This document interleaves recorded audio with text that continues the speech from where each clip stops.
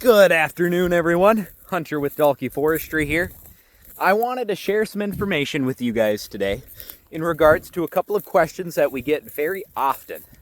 And those questions are, customers will ask us, hey, if I want to cut my trees to encourage growth, when is a great time to cut them?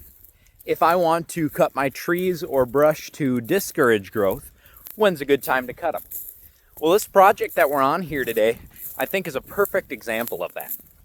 Let me flip you around and show you what I'm talking about.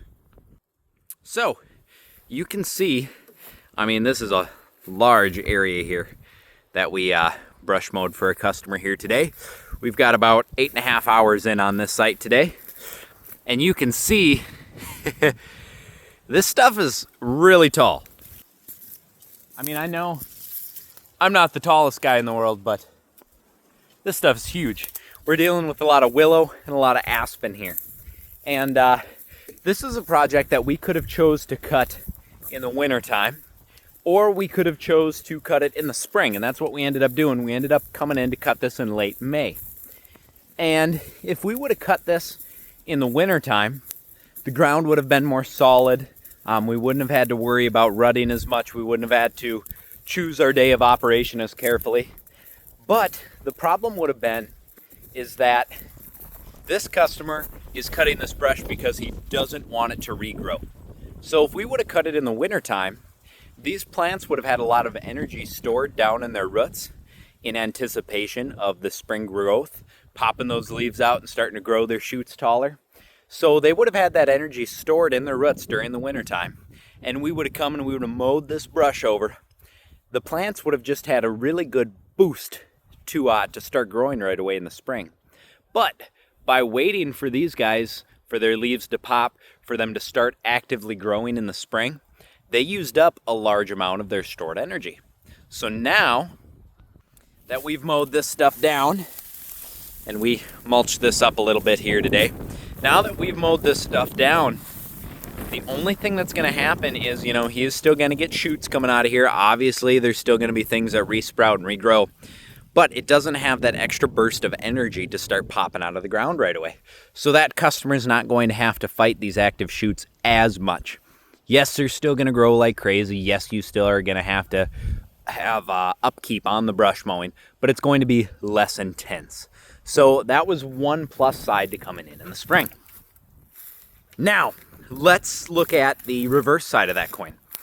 Let's say, okay, I have an older forest that maybe hasn't been managed, or we're not getting a lot of natural regeneration, and I want some natural regeneration in my woods.